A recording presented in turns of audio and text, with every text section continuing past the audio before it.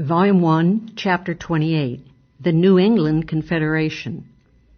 The experience of the Puritan colonies in the joint aggression against the Pequots, added to the continuing drive of Massachusetts Bay for domination over its neighbors, led to a more formal bond between them. As early as 1634, Massachusetts had moved in to establish control over a wholly Pilgrim trading post on the Kennebec in Maine. It arrested a Plymouth magistrate there and forced Plymouth leaders to go to Boston to settle the matter. Similarly, the following year, Massachusetts forced Pilgrims out of land that they had settled on the Connecticut River to permit Bay settlers to occupy the land. Massachusetts also pressed claims for large portions of Connecticut and Plymouth territory, and we have seen its designs on Rhode Island. The first discussion of a confederation between the Puritan colonies occurred at the Synod of August-September 1637 for the condemnation of Anne Hutchinson. The Synod was attended by ministers from Connecticut and Massachusetts. Governor Winthrop of Massachusetts suggested to the Connecticut ministers that the Synod become a regular annual meeting of the ministers of both areas because of their mutual distaste for unauthorized interpretation. In the spring of 1638, Roger Ludlow, an advocate of strong government in Connecticut, inquired further about a confederation, as did John Davenport and Theophilus Eaton of New Haven. Connecticut sent John Haynes to Massachusetts to confer on the matter, but Massachusetts insisted on control of the upper Connecticut Valley about Springfield, crucial to the fur trade, which Connecticut refused to acknowledge. Massachusetts proposed setting up a commission with absolute power to settle all disputes between the colonies, and without reference to the separate assemblies. In this way, Massachusetts hoped to gain control of the sister colonies, deeming it far easier to dominate a group of magistrates than the elected general courts of the various colonies. But Thomas Hooker pointed out that the terms proposed by Massachusetts exceeded the limits of that equity which is to be looked at in all combinations of free states. To prevent oligarchic control by the joint magistrates of the colonies, Hooker insisted that any such commissioners be elected. The Confederation proposed at this time therefore proved abortive. The joint Pequot War effort and the growing united interest in preventing asylum from being granted to runaway indentured servants, however, caused the Puritan colonies to draw closer together. Despite this, Massachusetts continued its aggressive expansion, seizing, as we have seen, the New Hampshire settlements. Similarly, Connecticut and New Haven were settling in territory claimed arbitrarily by the Dutch, and liked the idea of a confederation for defending it. Furthermore, the civil strife in England was making the New England colonies even more self-governing than before, and giving them an opportunity to carry more weight by acting jointly. Finally, in the fall of 1642, Plymouth proposed a confederation provided that the general court of each colony ratify all agreements. Connecticut also agreed to send delegates to a meeting in the spring, quickly making sure that Saybrook was incorporated within its realm before the confederation was formed. In May 1643, Massachusetts, Connecticut, Plymouth, and New Haven colonies agreed to form the Confederation of the United Colonies of New England. The Articles of Confederation declared its purpose to be a firm and perpetual league of friendship for offense and defense, both for preserving and propagating the truths of the gospel and for their mutual safety and welfare. The general court of each colony was to elect 2 commissioners to meet once a year and on special occasions. These 8 commissioners had the power to declare war, make peace, and allocate military expenses among the colonies in proportion to their population. But approval of each colony's general court was needed to levy the tax. For commissioners to reach any decision whatever required an affirmative vote of 6 of the 8. The commissioners were also to make recommendations to the specific colonies, settle boundary disputes, and provide for the capture of fugitives, for example, runaway servants. There was no executive. Annually, one of the commissioners was chosen president, and he served merely as moderator of the proceedings. All the commissioners had to be Puritan church members. No colony was bound by the commissioners' decisions unless its general court approved. Thus, each colony could nullify any decisions affecting it and ensure against aggrandizement by the new centralized power. One important provision of the Confederation was to guarantee the independence and given territory of each member colony. For this reason, Massachusetts moved to reject a proposal to admit the Maine settlements to the Confederation, since Massachusetts was preparing to confiscate them. Rhode Island was not admitted for similar reasons, and also because its individualistic policies were standing reproach to the other colonies. Thus, Rhode Island's continual refusal to coerce the return of fugitives and runaway servants from the other colonies, the colony was preserving itself as a haven for the oppressed, was itself a vital blow to the structure of caste and persecution in the other New England colonies. Hence, Rhode Island's application for admission in 1648 was rejected unless it agreed to become part of Massachusetts Bay, a condition that Rhode Island, of course, angrily rejected. This first confederation of colonies in the New World was modeled on the United Provinces of the Netherlands, which had been established by the Union of Utrecht in 1579. The United Provinces was a loose confederation of 7 provinces for purposes of defense. Deputies were selected by the autonomous provinces, each of which had to approve the decisions of the Union for it to be bound by the Union's actions. Many New Englanders had experienced the workings of such a confederation during their previous exile in the Netherlands. From the start, the commissioners were clearly extensions of the ruling magistracy of the colonies. First president of the Confederation was Governor John Winthrop, and his sons and grandsons became commissioners as well as magistrates in Massachusetts and Connecticut. The same was true for the other Massachusetts signatory of the Articles of Confederation, Thomas Dudley. He and his sons-in-law were to become governors and commissioners. Similarly, Theophilus Eaton, governor and commissioner from New Haven, his sons-in-law became magistrates and commissioners from New Haven and Connecticut. The requirement that commissioners belong to the Puritan Church soon bore fruit. One of their earliest proposals in 1646 was in answer to a request of Massachusetts for a meeting of the elders of the New England churches to consider some confession of doctrine and discipline with solid grounds to be approved by the churches.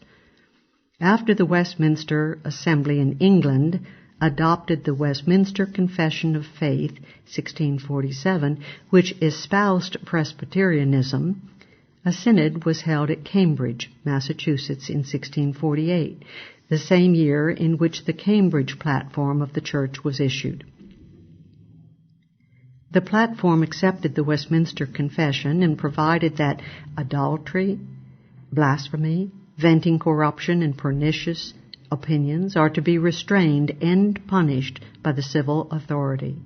And if any church, one or more, shall grow schismatical, rending itself from the communion of other churches, or shall walk incorrigibly or obstinately in any corrupt way of their own, contrary to the rule of the Word, in such case the magistrate is to put forth his coercive power as the matter shall require.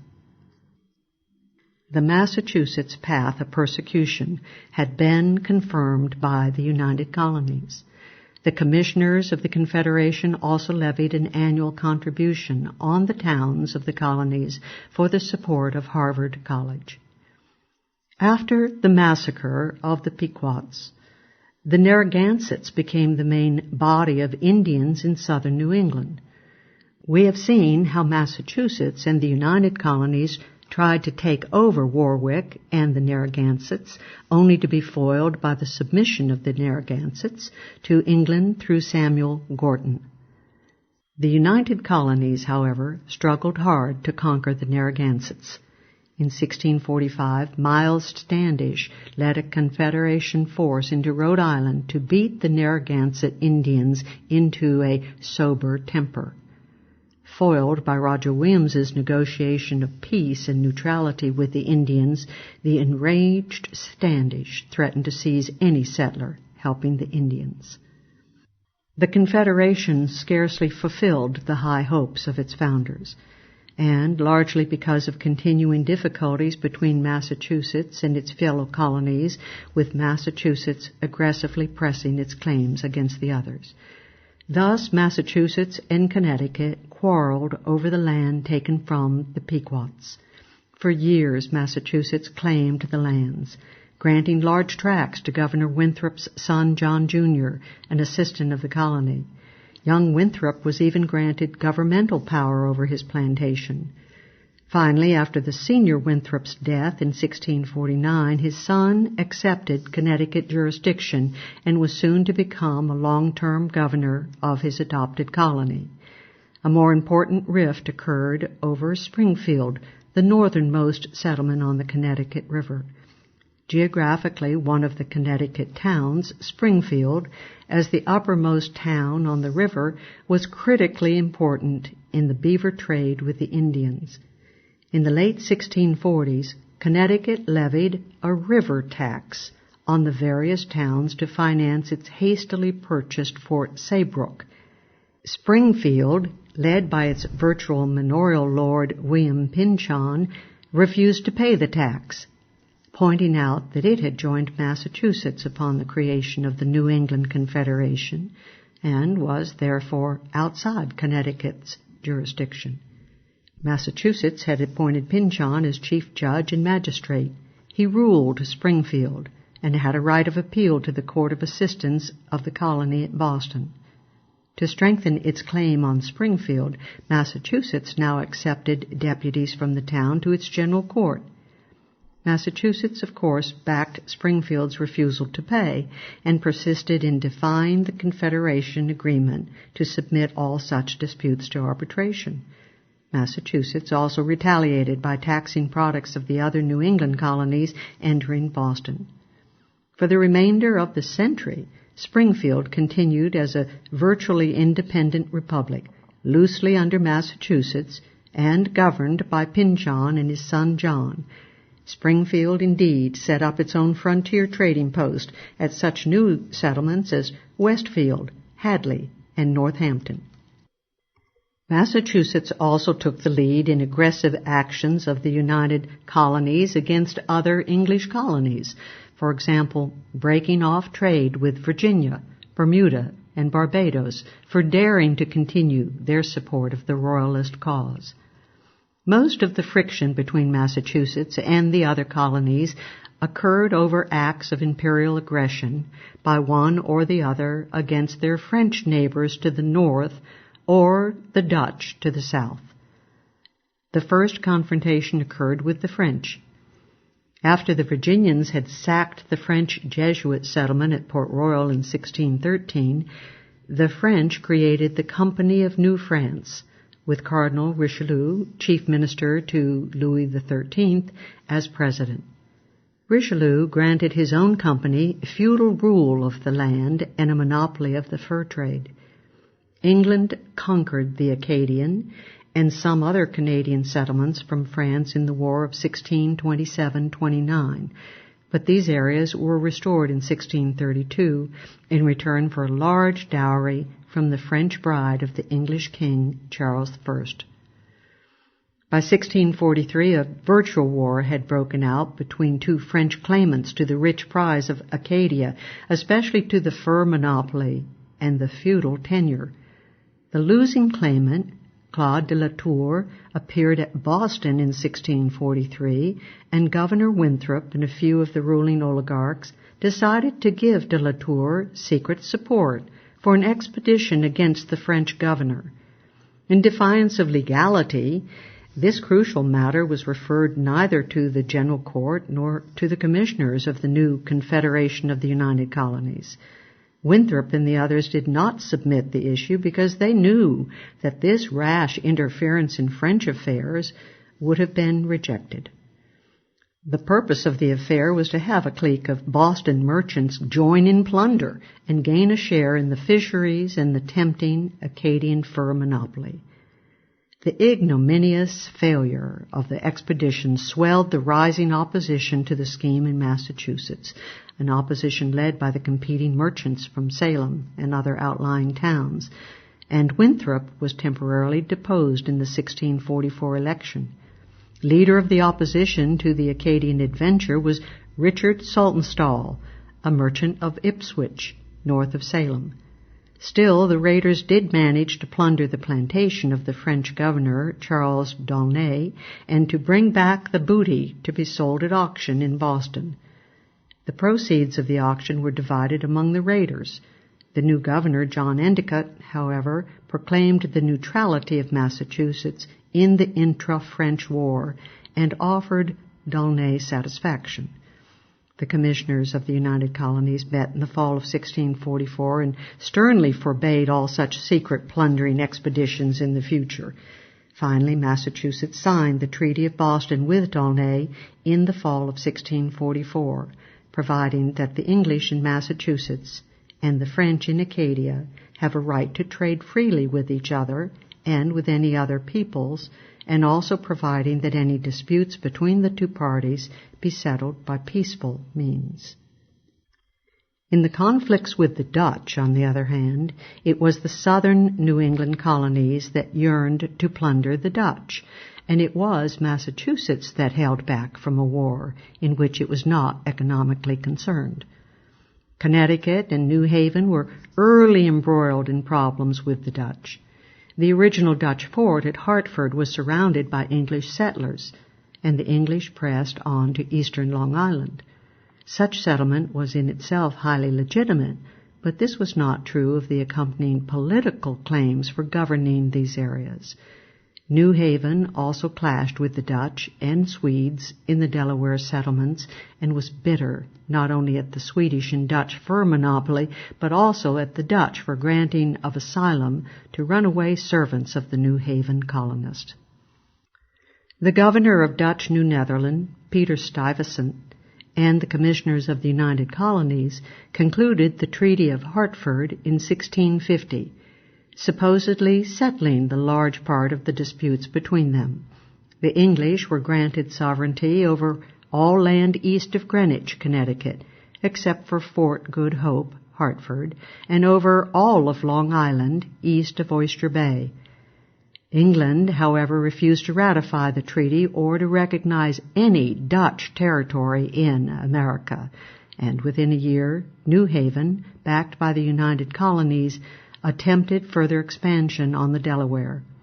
What is more, the commissioners played a role in the passage of the Anti-Dutch Navigation Act of 1651 in the English Parliament. The following year, Cromwell launched his war of aggression against Holland, and New Haven and Connecticut whooped for war in earnest. They even stirred up false rumors of an alleged plot by Stuyvesant to incite the Indians to attack. Violating the Treaty of 1650, Connecticut seized the Dutch fort at Hartford and forcibly incorporated the territory. And even Aquidneck, as we have seen, engaged in piracy against Dutch shipping. Furthermore, the English settlers in the New Netherland portion of Long Island, in the towns of Oyster Bay, Hempstead, Flushing, Jamaica, Newtown, and Gravesend, formed their own independent union. Connecticut and New Haven, yearning for war, swung all but one of the commissioners to declare war against the Dutch, but Massachusetts coolly vetoed the scheme. Massachusetts asserted in its own curious but convenient interpretation of the Articles of Confederation that the commissioners had no power to declare an offensive war. However, the Bay Colony was on completely solid legal ground in insisting on its right of nullification of the war decision as applied to itself. The Dutch model of the Confederation, incidentally, had also stressed this right of nullification by each constituent province. Why did Massachusetts balk at war? For one thing, it had no desire to put up 2/3 of the forces and the bulk of the finances for a war in which it could not gain. In fact, any Connecticut or New Haven accession to the lucrative Dutch fur trade with the Iroquois might well have been detrimental to Massachusetts' trading interest. Massachusetts was successful in blocking the war, and the English war with the Dutch ended in 1654 without New England's entering the fray. Ironically, a British fleet sent to America to act against the Dutch arrived after the end of the war. Thwarted, it decided not to waste its preparations, and it promptly seized Acadia from the French. It is no coincidence that the leader of the Massachusetts force that helped conquer Acadia was Major Robert Sedgwick, a prominent Boston fish merchant, eager to obtain access to the Acadian fisheries.